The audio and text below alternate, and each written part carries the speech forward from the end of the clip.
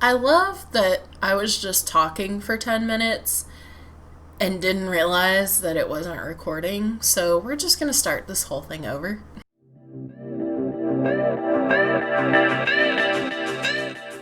Hey everyone, it's Stephanie, and welcome back to my channel.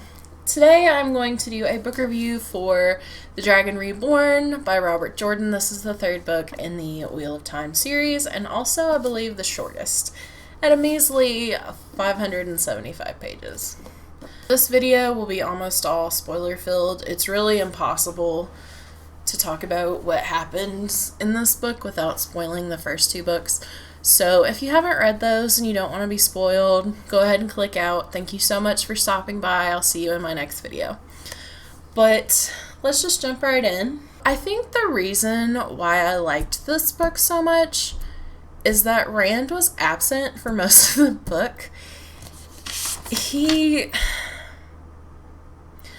interesting in the fact that you can see the power that the one true power is having on him. Like, you definitely see him starting to descend into madness, but he's so freaking whiny. Like, I get that this is hard, and I get that you basically have the weight of the world on your shoulders, but we've had two books for you to kind of start understanding this and accepting it. Like, let's move on.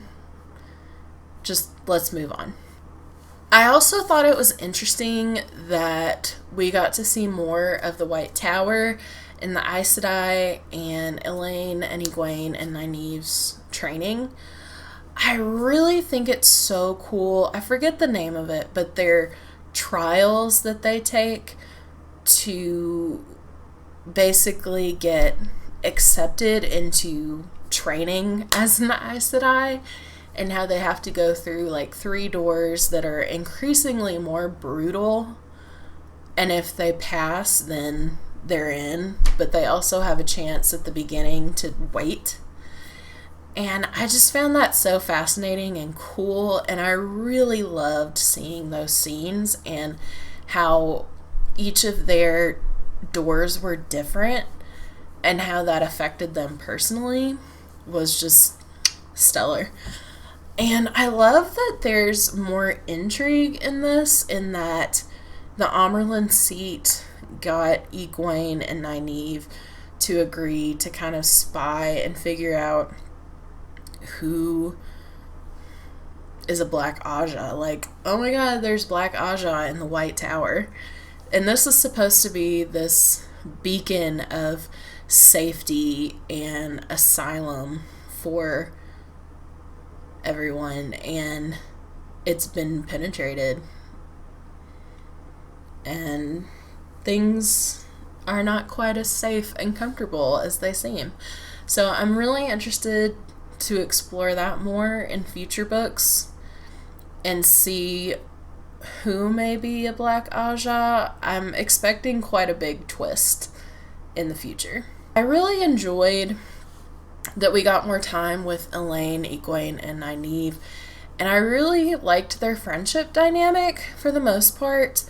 I don't like that Nynaeve is a bit of a bully, especially because she's older than Elaine and Egwene, so she has more life experience and she knows better, but I feel like she just has one of those very assertive personalities, and it's like, it's my way, let's just go with it.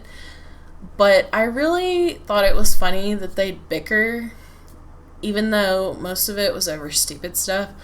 But it was just such a realistic portrayal of friendship that when you're together for that long, you're going to get in on each other's nerves. You're not going to agree all the time, but you still band together when it counts. And I really loved seeing that and how strong they are, especially as women. And I'm so happy that my boy Perrin got so much page time in this book. He has been one of my favorites since the beginning, and I am so here for his story arc. He is just, I loved watching him starting to accept more of his wolf power or whatever it's called, and starting to embrace that and use it. And I love that he got to meet Zareen or Fail, and their relationship is starting to bud and blossom, and it's so adorably awkward. I just think it's cute, and I'm really excited to see where it goes. The one thing I didn't like that Perrin did was he is so not confident in himself, and he's always comparing himself to Rand. Like, Rand is such a ladies' man. Rand would know what to do in this situation with this girl. Like, no. Stop it. We like Perrin better. Stop comparing yourself to Rand the Bland. Like, no. She obviously likes you. Go with it. So, that bothered me. But I think one of my favorite scenes with Perrin was in Tyr, I think was where it happened, when he started helping in the blacksmith shop. And you could just see his passion and his confidence in his ability to be a great blacksmith. And just watching him work and hearing his thoughts while he's working was great. I really feel like that helped flesh him out even more as a character, and it made me love him even more as a character. So I really hope we get more scenes like that are more personal to Perrin, and where we really get to see his passion and his confidence come through. Mat got an interesting arc. He went from being like this deadweight / Smeagol character that was possessed, and once he was healed, he really started becoming more of the like prankster and spunky character that we met at the beginning of the Eye of the World. And I really liked that he's starting to come into himself in these books. So his ta'veren power, I know I mispronounced that, I think is winning bets, but it's so funny to me that it just doesn't really click with him. He just thinks, oh, I'm really lucky, and then he gets so brazen with it. Like when he was stupid and did the wrong thing when he tried to get into the palace yard or courtyard, whatever, and blew it the first time. And then when people told him to go and find a different guard and use his power, he's like, no, I'm just gonna scale a wall, it'll be fine. And it's like, yes, you have this power, but let's be a little bit smarter and careful about using it. But I think that's interesting, and I really, really liked the sword fight scene that he had. He's still healing, and he's still weak, but his power is winning bets, and he bet that he could win this sword fight, and he did, and I loved it. So that was one of my favorite scenes with Mat. My biggest complaint about this book is the ending was very formulaic, and I enjoyed part of the ending, but not all of it. So the part that I enjoyed, I really liked that the women basically freed themselves. They didn't need a man to come in and free them from their imprisonment. They basically did it themselves. And I loved seeing Moraine and how she's still powerful and still just really fighting with the group, but that the characters are resisting her manipulation a little bit more and starting to push back a little. And I really enjoyed seeing that dynamic. They weren't just blindly following her because she's a nice guy. I loved that Mat risked a lot to help free the women, or at the end help them finish freeing themselves. But they were so mean to him. Like, he came through to help you, and you were just mean. Like, be a little nicer. There's a body at the end, which was just... I liked it.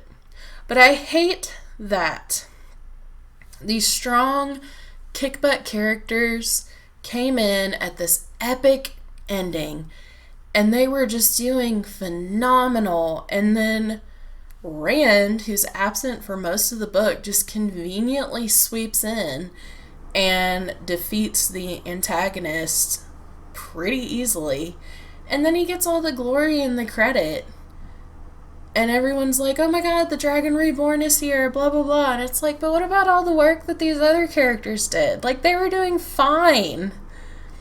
And it's just very formulaic at this point, and I'm not liking it. Like, the characters do great, they're doing well, Rand sweeps in and saves the day, gets all the glory, and then we move on to the next book. And I hope book 4 doesn't do that. I've heard that book 4 is really where the series starts taking off. And I'm really hoping we don't get that formula at the end of book 4. Because I'm really enjoying seeing the characters become more confident in who they are. And we get more dynamics between them. And they're not static. And they're just so interesting. And I'm hoping that I'll eventually like Rand more. He's okay. But I hate that he keeps getting all the glory when really he's just being a whiny little butt right now. Like, overall, I gave this 4 out. Okay. I forgot about this. Okay, I buddy read this book with Angela from Literature Science Alliance. And by the way, she's an excellent buddy reading partner. She kept me on track for this book, and she blew through it way faster than I did. But we were both reading this, and we both agreed that Robert Jordan needs to stop having Nynaeve tug her braid in response to everything. Like, I just want to cut that braid off. I want to give Nynaeve, like, a pixie cut. Like, get a new coping mechanism. I hate that she's always tugging her braid. And it just drove me up the freaking wall. And nobody else that I remember has a little tick like that drives me nuts like that. So that was a bit of a tangent, but everybody notices it. But overall, I gave this book a 4 out of 5 stars, and I took off a star because of the formulaic ending. So I'm hoping book 4 will be even better. So, have you read this book? If so, what do you think? I'd love to talk to you guys about it. As always, if you like this video, make sure to give it a thumbs up and click the subscribe button down below. Thank you so much for watching, and I will see you guys next time. Bye.